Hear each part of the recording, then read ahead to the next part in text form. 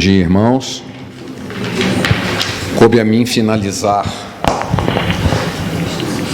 a nossa maratona da Bíblia, onde passamos cada domingo estudando um livro da Bíblia, de volta à palavra no nome da nossa maratona.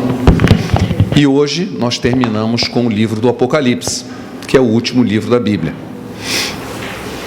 Uma tarefa bastante difícil e importante, já que é um livro, talvez um dos mais conhecidos da Bíblia, se não o mais conhecido, entre os incrédulos principalmente, não entre os crentes não, mas entre os incrédulos sim. Eu convido a todos a abrirem suas Bíblias e vamos ler Apocalipse 1, versículos de 1 a 3.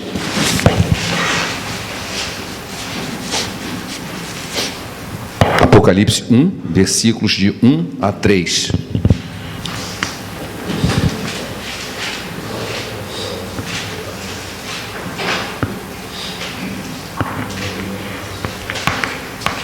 Revelação de Jesus Cristo, que Deus lhe deu para mostrar aos seus servos as coisas que em breve devem acontecer e que ele, enviando por intermédio do seu anjo, notificou ao seu servo João, o qual atestou a palavra de Deus e o testemunho de Jesus Cristo, quanto a tudo o que viu.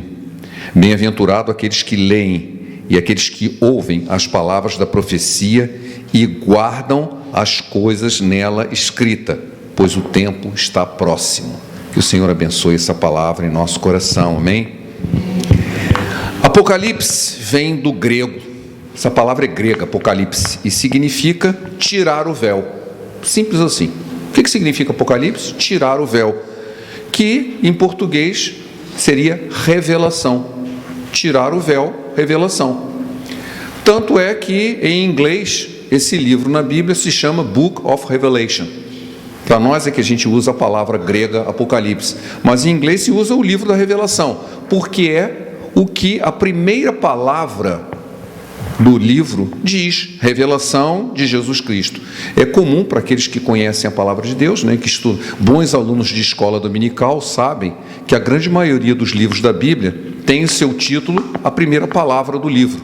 Então a primeira palavra desse livro é revelação. E é assim que ele é chamado, o livro da revelação. E é basicamente, como o próprio texto que acabamos de ler nos diz, um livro profético. O seu assunto mais impactante, não vou dizer que é o mais importante, mas o mais impactante, é sobre o fim dos tempos. Por isso, a palavra Apocalipse passou a ser considerada como um sinônimo do fim dos tempos e de catástrofe. Isso aí é um apocalipse, né? Mas apocalipse não significa isso, apocalipse significa revelação. Então até se fala, literatura apocalíptica, literatura do fim dos tempos. Mas na verdade deveria ser literatura escatológica, né? Isso sim significa o fim dos tempos. Então passou-se a usar a palavra apocalipse com uma ideia específica de fim dos tempos. Mas o livro não fala só sobre isso. E Apocalipse significa revelação, que é o que o livro é, um livro profético de revelação. Provavelmente o livro mais badalado, o livro mais falado da Bíblia, junto com o livro de Gênesis. Por quê? Porque tanto o livro de Gênesis quanto o livro do Apocalipse têm assuntos que têm muita controvérsia no meio não cristão. O livro de Gênesis tem a criação do mundo, tem a entrada do pecado, Adão e Eva, tem o dilúvio. São coisas que as pessoas acham que é um mito, que nada disso aconteceu, e existem muita gente escrevendo livros sobre isso e fazendo filmes. Já no Apocalipse o assunto é totalmente diferente. Quais são os assuntos que mais impactam o livro do Apocalipse? O arrebatamento, o anticristo, a besta, a grande tribulação. E é curioso porque a volta de Jesus, que é o tema central, ele fica meio secundário, Ninguém fala da volta de Jesus, que é a parte boa da história. Só fala do medo da grande tribulação, quem vai ser o anticristo, como que vai ser a besta, como é que vai ser o arrebatamento. Parece que instiga o lado místico da pessoa, aquele medo. Ai, meu Deus do céu! Muitos filmes e livros têm abordado esse tema.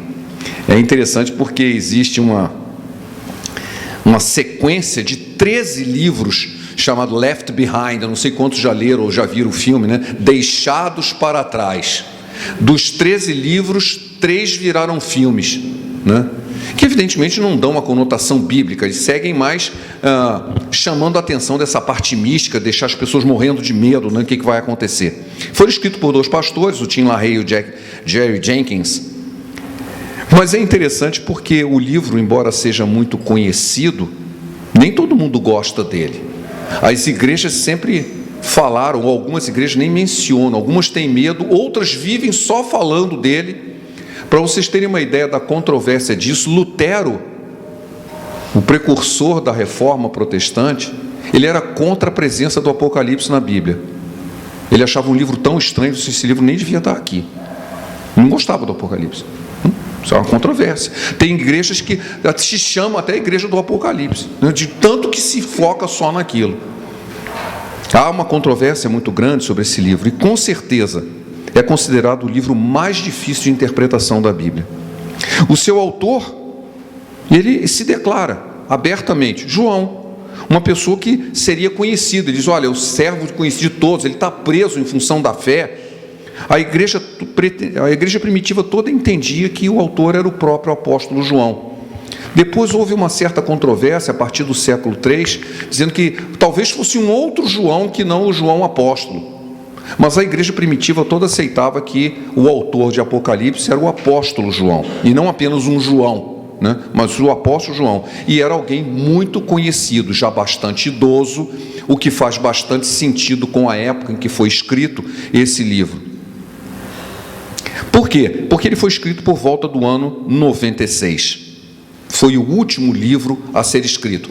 Para quem estuda a Bíblia, né, os nossos queridos alunos da escola dominical sabem que a ordem dos livros do Novo Testamento, aliás do Velho também, ela não segue uma ordem cronológica. Mateus não foi o primeiro livro a ser escrito, mas Apocalipse foi o último.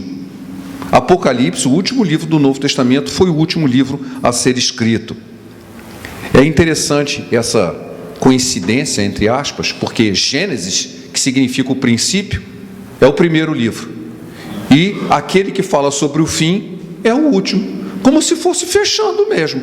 Você começa no início da história do homem, da história da criação, e termina com o fim, com a consumação dos tempos.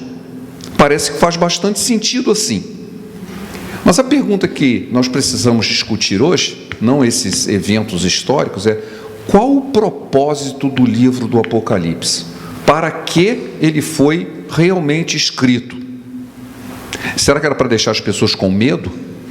Instigar a fé através do medo? Instigar o lado místico das pessoas? Preparar as pessoas para o fim do mundo? Estilo aquilo que estudou na escola dominical, que o profeta Isaías chegou para o rei Ezequiel e disse: olha, arruma a sua casa porque você vai morrer. Se prepara aí porque o fim do mundo está chegando. Será que era esse o propósito do livro do Apocalipse?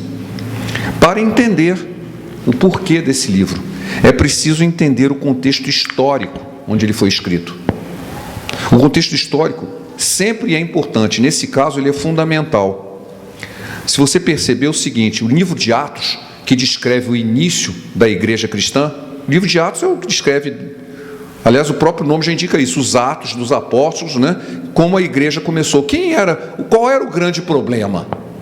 O problema eram os judeus, que perseguiam os cristãos que eram também judeus. Os primeiros cristãos, todos eram judeus. Só depois é que a pregação chegou aos gentios. É importante lembrar que quando aparece a palavra grego, no Evangelho aparece muito, porque uns gregos quiseram ver Jesus. Eles não estavam se referindo a gregos exatamente, estavam se referindo a judeus que tinham nascido fora de Jerusalém. Havia uma coisa assim tão racista ali, que o sujeito, mesmo sendo judeu, mas nascido fora da Palestina, era considerado grego. Paulo era um desses. Paulo seria considerado grego, porque ele nasceu em Tarso, ele não nasceu na Palestina. Então, quando a Bíblia, no Novo Testamento, lá no Evangelho, ele fala grego, ele está se referindo a pessoas que eram judeus, nascidos fora da Judéia. E aí os outros eram chamados de gentios. Aqueles que não eram judeus eram gentios, todos os demais eram gentios. Por isso que o cristianismo começou entre os judeus e gregos. Tanto assim que o apóstolo Paulo é primeiro do judeu e depois do grego. Ele está falando de judeu e judeu, só que um nasceu dentro, outro nasceu fora. Depois ele foi para os gentios. Então, para os gentios, né, que passaram a se tornar a maioria disso, né, no início do evangelho, nem existia. O problema principal era a perseguição que os judeus faziam aos cristãos. Tanto assim que o apóstolo Paulo primeiro era um perseguidor e depois virou a ser perseguido. Estevão foi executado. Havia uma perseguição dos judeus contra a nova fé que surgia de um judeu, que era Jesus. Eles não aceitavam que Jesus fosse o Messias. Esse era o problema da igreja primitiva dos evangelhos, que depois começou-se a constituir-se igrejas, começaram a ser escritas cartas para apoiar e orientar as igrejas que estavam sendo constituídas. Mas no ano 96, já fazia mais de 60 anos da morte e ressurreição de Jesus, o cenário era completamente diferente. Completamente diferente. Jerusalém havia sido destruída no ano 70, portanto, praticamente 25 anos antes do livro do Apocalipse. Os judeus, Jerusalém e o templo não ficou pedra sobre pedra, foi totalmente incendiado e destruído. A cidade foi destruída, os judeus foram expulsos, eles não tinham mais poder nenhum. Tanto assim que a palavra judeu no Apocalipse só aparece 2 vezes, e eles são chamados sinagogas de Satanás. 2:9 e 3:9, Apocalipse 2:9 e 3:9. Aparecem, esses são judeus, não são judeus coisa nenhuma, são sinagogas de Satanás, não aparece nem o nome deles lá. Não era mais esse o problema. Qual que era o problema? O problema era muito parecido com o livro de Êxodo. Se você lá olhar o início do livro de Êxodo, diz que um novo faraó assumiu, que não conhecia José, olhou para o povo, os descendentes de Jacó, os descendentes de Israel, e viu que eles haviam se multiplicado. E ele disse: sim, esse povo pode se voltar contra a gente porque ele não é dos nossos, segue um outro Deus. O que nós vamos fazer? Vamos escravizá-los. É assim que começa o livro de Êxodo. Não é muito diferente no tempo do Apocalipse, no tempo do livro do Apocalipse, 96. O Império Romano, vendo que a igreja cristã havia crescido e muito, a igreja cristã havia crescido muito, havia se expandido para praticamente todo o Império Romano. E curiosamente, começou através dos escravos. A igreja cristã foi propagada por escravos e não por gente. Lógico que havia gente de posição, e havia, mas era uma minoria mesmo. A maioria eram pessoas muito pobres e escravos. O cristianismo havia se expandido em todo o Império Romano. Aí a pergunta, pensa, como que em 25 anos, sem os pregadores eloquentes, sem a mídia, sem tudo que nós temos hoje disponível para propagar o Evangelho, como que em 20 anos, em 30 anos, o cristianismo tomou conta do mundo conhecido? Bom, é só ler a Bíblia, lá está escrito por quê? Porque sinais e prodígios acompanhavam os que creem, aos que criam, no caso. Os que criam não apenas falavam da fé, mas havia milagres o tempo todo, havia o poder de Deus demonstrado, e as pessoas viam aquilo, e o livro de Atos cita muitos desses aspectos, é mencionado em outros lugares também no Novo Testamento, de que o poder de Deus estava presente, e as pessoas viam e criam, e a obra de Deus estava se expandindo. O governo romano, vendo aquilo, que é isso aí? Que nova fé é essa? Isso pode colocar em risco o Estado romano. Eles não aceitam os deuses romanos, não aceitam as regras romanas. Que povaréu é esse aí? No ano 64, houve um grande incêndio na cidade de Roma, que dizem que quem mandou pôr o incêndio foi o próprio Nero, o próprio César. Ele mandou pôr fogo porque ele queria renovar a cidade. E ele precisava colocar a culpa em alguém. Em quem que ele colocou? Foram os cristãos que queimaram a cidade. Por que eles iam fazer isso? Na verdade, isso foi um estupim. O estupim de uma perseguição que durou quase 300 anos. Uma perseguição cruel, uma perseguição feroz contra o cristianismo. Que, na verdade, era uma desculpa porque o governo romano estava vendo o perigo que era uma nova fé. que não pregava a força das armas, mas pregava o amor, pregava o poder de Deus, de um único Deus, e não mais o panteão romano. O panteão, para quem não sabe, é o conjunto de deuses, né? Um lugar onde todos os deuses se reúnem. Não, nós não adoramos os deuses, nós temos um único Deus. César não é Deus, porque ele gostava de se fazer de Deus. César, não, nós não adoramos ninguém, nós pregamos o amor, nós não queremos armas, nós não queremos tomar ninguém à força. Assim, não, mas não é isso que o Império Romano se propagava através da força de seus exércitos. O cristianismo se opunha a tudo isso e começou a ser perseguido. Esse era o contexto histórico do ano 96. O cristianismo estava sob forte perseguição mesmo. As pessoas não podiam dizer que eram cristãos. Eram perseguidos, presos, jogados às feras, executados através dos gladiadores, ou eram queimados vivos. Já tem vários filmes sobre isso, mas os livros de história contam as atrocidades que se faziam para divertimento. Usava a execução dos cristãos para divertir o povo. A fé cristã estava em xeque. Se eu disser que sou cristão, eu vou virar churrasco, né? Ou então vou virar comida de leão. Essa era a situação. A mensagem daquele evangelho individual que nós vemos parecido hoje, assim, olha, se você aceitar Jesus, você vai ter seus pecados perdoados, você vai para o céu. É verdade. Só que você olha em volta, é o seguinte, mas se você fizer isso, você vai ver a sua família toda pegando fogo, você vai ser executado, você vai sofrer, eu não quero isso não. Então, estava em xeque a fé cristã. Apenas mencionar a fé seria passivo de tortura e morte. Isso causava um medo muito, muito grande. Nesse contexto, o Senhor Jesus aparece para João, que estava preso. Ele estava numa ilhazinha, desterrado, e ele tem uma grande visão. Através de uma linguagem simbólica, eles começam a transmitir uma mensagem para o povo que estava sofrendo grande perseguição. Essa mensagem era uma mensagem de força e de esperança, não apenas individual, esperança coletiva.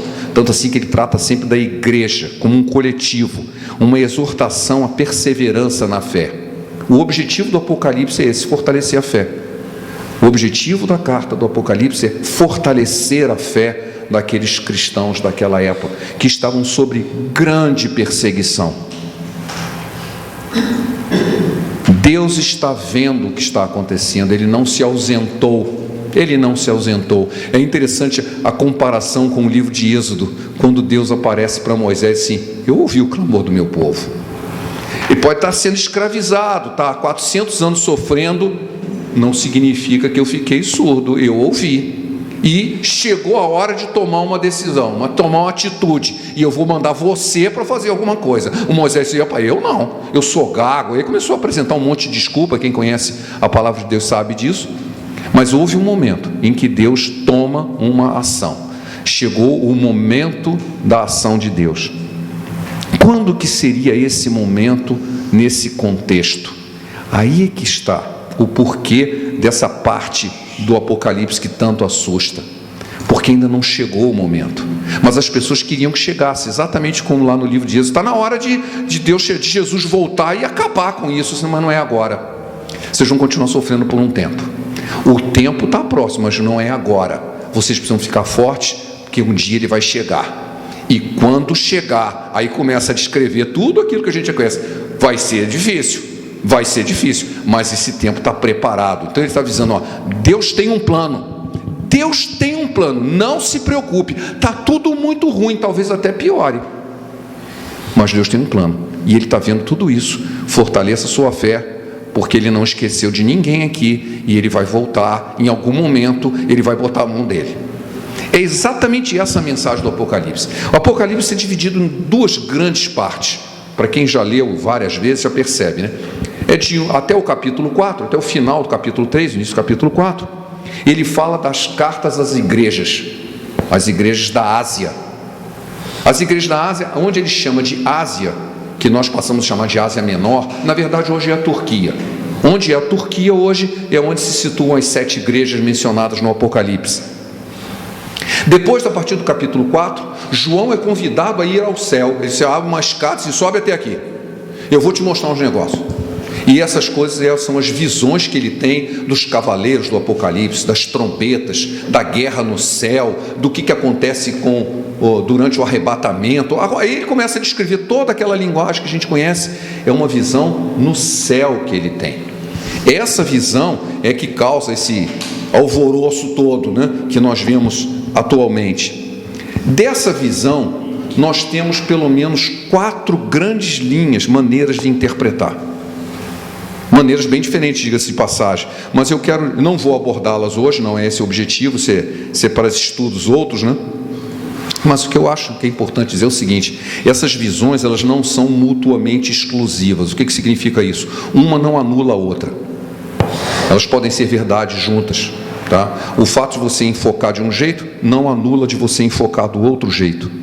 As visões que João teve do céu trazem maior polêmica e espanto. Essa que é a verdade. Algo totalmente diferente, mas ele estava mostrando. Você quer saber como é que vai ser o fim? Não vai ser desse jeito. Não vai ser agora, mas eu vou dar uma descrição simbólica do que vai acontecer. Uma das explicações de ser simbólico, o fato da palavra de Deus ter uma série de coisas simbólicas já é conhecido. Nós sabemos que a palavra de Deus tem muito simbolismo, porque o simbolismo, primeiro, ele é rico, ele faz ser mais rico do que a palavra assertiva, direta. E outra coisa, ela obriga você a procurar entender com mais afinco. O que significa isso? Então eu procuro entender, eu me dedico a entender. No caso do Apocalipse, além disso ser verdade, existe uma outra verdade aqui. Era preciso que aquela carta fosse cifrada, era como se fosse um código secreto. Porque se ela dissesse assim: olha, está vendo esse imperador aí? Ele não é nada, Deus vai acabar com ele. Mas se descrevesse essa carta, quem fosse pego com essa carta ia ser executado. Então ele começa a colocar códigos, assim: olha, você sabe, é o nome de um homem, 666, um número que virou místico. Esse número místico, na verdade, é um código tolo, né? Que qualquer criança sabe, de você associar letras aos números, pegar o nome de uma pessoa, associar cada número, somar tudo e dizer assim: o nome do fulano é 33 ou 54. Basta pegar o nome, porque aí fica simbólico. Eu escondi o nome dele, mas eu sei qual é. É só pegar as letras, associar um número para cada letra, somar tudo e dar aquele número. Isso é uma maneira boba, né, que até as crianças sabem fazer, mas uma maneira de assim: como é que você sabe que nome é esse? Ele está escondido. Então, essa forma de esconder as coisas tinha como objetivo para que a carta do Apocalipse pudesse ser distribuída sem ser considerada uma carta subversiva. Senão as igrejas não iam poder difundir essa carta. Eles já eram perseguidos pela fé. Se aparecesse um documento que dizia que Deus ia julgar César, você imagina o que ia acontecer? Ia todo mundo morrer como traidor. Então a carta tem uma série de simbolismos cifrados para esconder o objetivo da carta. Esconder o objetivo, porque o objetivo, mas não é agora não, é para o futuro. Então ninguém precisa se preocupar agora. Não é bem isso assim. Se você olhar as cartas das igrejas, tem motivo para se preocupar agora. E a gente vai ler isso daqui a pouquinho, um pouco mais. O fato é que essa visão do céu, ela, tirando essa parte cifrada para esconder o que estava sendo dito, para que não se considerasse terrorista as pessoas que tinham posse dessa. Hoje em dia, aliás, falando um parênteses, né, nos países comunistas, os países ateus, quem possui Bíblia é considerado traidor, tá? Na Coreia do Norte é proibido ter Bíblia. Se você pegar uma Bíblia na casa de alguém, a pessoa é presa, a família inteira. Tá? As crianças na escola são ensinadas a denunciar se os pais têm uma Bíblia em casa. Aliás, não precisa nem ser uma Bíblia, basta uma página. Se tiver um texto das Escrituras numa casa e a criança denunciar os pais são presos. Tá? É proibido ter Bíblia em casa, é considerado um documento terrorista. Tá? Porque eles sabem o poder da palavra de Deus, eles sabem. Se deixar ali, é dali que vai nascer a fé e a ação de Deus vai começar através da fé dessas pessoas. Eles não permitem. O fato é que essa visão celestial do Apocalipse, ela pode ter muitas interpretações, inclusive não existe um consenso entre as igrejas evangélicas, existem muitas maneiras de se entender, e a gente nem precisa entrar no detalhe. Eu não quero saber se eu sou pré-milenista, pós-milenista, amilenista. O que interessa é o seguinte: no fim Jesus vence. Como que é o meio da história não é tão importante quanto saber que no final, o final da história é o seguinte: Jesus vence. Eu já mencionei aqui várias vezes e continuo mencionando, existe um filme que não é cristão, mas bem que poderia ser, porque ele é muito profundo, chama-se O Advogado do Diabo. Quem não viu esse filme, vale a pena ver. É um filme bem antigo já.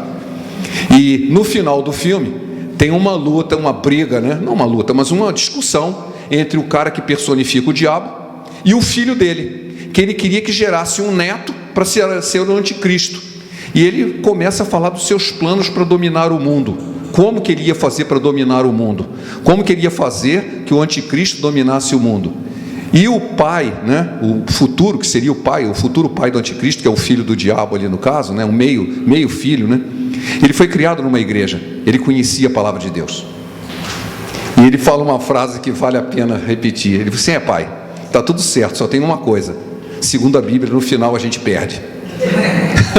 Assim, não interessa a história que você vai contar, segundo a Bíblia, no final a gente perde.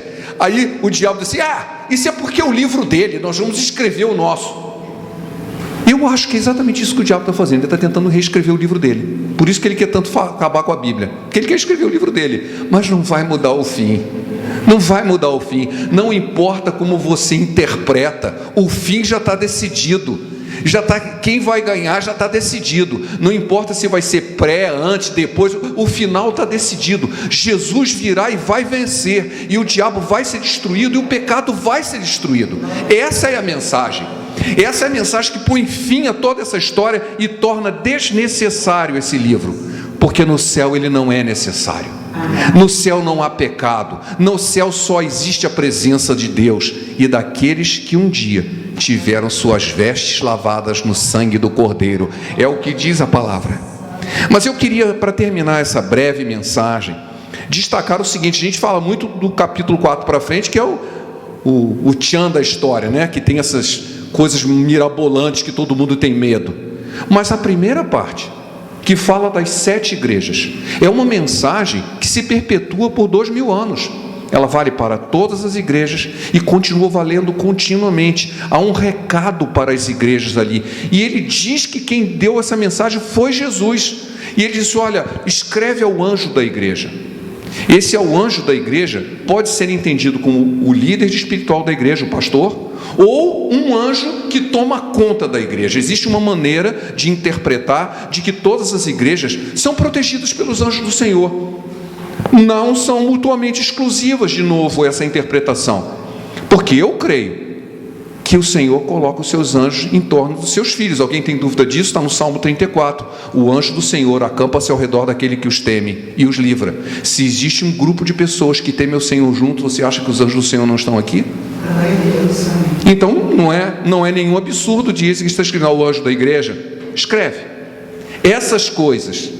E eu quero ler sobre a carta específica sobre a igreja de Filadélfia, que está em Apocalipse 3, capítulo dos versículos de 7 a 13. Diz assim: e ao anjo da igreja que está em Filadélfia escreve: isso diz o que é santo, o que é verdadeiro, o que tem a chave de Davi, o que abre e ninguém fecha, e o que fecha e ninguém abre. Conheço as tuas obras. Eis que diante de ti pus uma porta aberta, e que ninguém pode fechar. Tendo pouca força, guardaste a minha palavra, e não negaste o meu nome. Eis que farei aos que são da sinagoga de Satanás, aos que se dizem judeus e não são, mas mentem, e aos que farei que venham e adorem prostrado a teus pés, e saibam que eu te amo. Ele está se referindo à igreja, tá? Está se referindo à igreja, está se referindo à pessoa, está se referindo à igreja. Como guardaste a palavra da minha paciência, também eu te guardarei na hora da tentação que há de vir sobre todo o mundo para tentar os que habitam na terra. Eis que venho sem demora, guarda o que tens, para que ninguém tome a tua coroa. A quem vencer, eu farei coluna no templo do meu Deus, e dele nunca sairá. E escreverei sobre ele o nome do meu Deus, o nome da cidade do meu Deus, a nova Jerusalém, Jerusalém não existia mais. Agora vem uma nova Jerusalém. Jerusalém tinha sido destruída. Que desce do céu, do meu Deus, e também o meu novo nome. Quem tem ouvidos, ouça o que o Espírito diz às igrejas.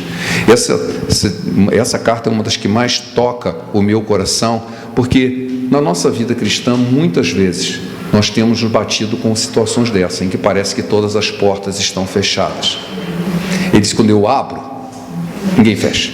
E tem uma coisa, eu não abri por causa da sua força, você tem pouca força. Quem abriu a porta fui eu, e ninguém vai fechar. Eu conheço a tua força, eu sei que é pequena, mas você não negou o meu nome. Eu acho que é importante o seguinte, eu não falo do nome porque eu sou forte, é exatamente o contrário, eu falo porque eu sou fraco. Eu mantenho o nome do Senhor porque eu sou fraco, eu preciso da ajuda dele. Se você é fraco, mas você manteve meu nome, e eu vou abrir essa porta, e essa porta ninguém fecha. E quando ele fecha, não adianta tentar abrir, porque ninguém vai abrir. Satanás não pode abrir, porque foi ele que fechou. Então nós cremos, e essa é aquilo que Jesus mandou dizer à igreja. Eu estou com vocês, eu conheço suas obras, eu estou mandando dizer para vocês, é o que diz o texto, não eu, Valdemar. Jesus, através da sua inscrição do Apocalipse, ele manda dizer que quando ele abre uma porta, ninguém fecha. E não importa que você seja fraco, porque quem abriu a porta foi ele, e ele vai mantê-la aberta. Satanás não vai fechar, o homem não vai fechar.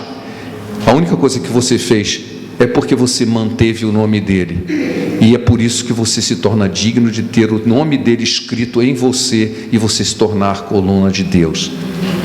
Eu acho tão interessante também nesse texto que ele diz o seguinte: eu venho sem demora, guarda o que você tem, não deixa que ninguém tome a tua coroa. Ora, você tem uma coroa. Você sabia? Você tem uma coroa. Essa coroa foi o Jesus que te deu. Você tem uma coroa. Ninguém vai tomar ela, não se preocupe. Olha, guarda o que você tem. Você tem uma coroa na cabeça. É baseado em textos como esse que você vê os ícones do passado, em que os santos, aqueles que consideram, eles têm uma auréola na cabeça. Vocês já viram essas fotos assim? Aquilo é símbolo de santidade. Aquilo é o símbolo de santidade. E é baseado nesse texto. Você tem uma coroa. Talvez não seja uma rodela brilhando aqui, né? Mas eu sei, a experiência de quem é crente há mais tempo, já confrontou as trevas, né? Os espíritos malignos vêm. Ele, quando olha para um crente, ele sabe. O que ele sabe? O que ele vê? Ele vê a presença do Espírito Santo em nós. Eu não sei que formato tem essa coroa, mas ela é visível espiritualmente. E ela diz o seguinte: olha, ninguém toma a tua coroa, guarda o que você tem, guarda a sua fé. Ela pode ser pequena, ela pode ser fraca, mas ela é suficiente para eu abrir uma porta para você, e ninguém vai fechar. É só você passar por ela. Mesmo sendo fraca, apenas mantenha o meu nome, e ninguém vai tomar a sua coroa. E ele termina dizendo: quem tem ouvidos, ouça o que o Espírito diz à igreja. O Senhor está falando com você. Guarde isso para você, amém?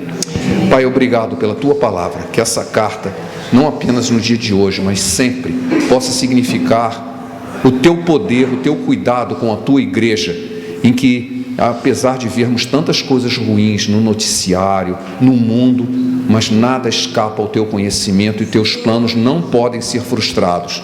Nós queremos dizer publicamente aqui que somos teus, que cremos e temos Jesus como Senhor de nossas vidas.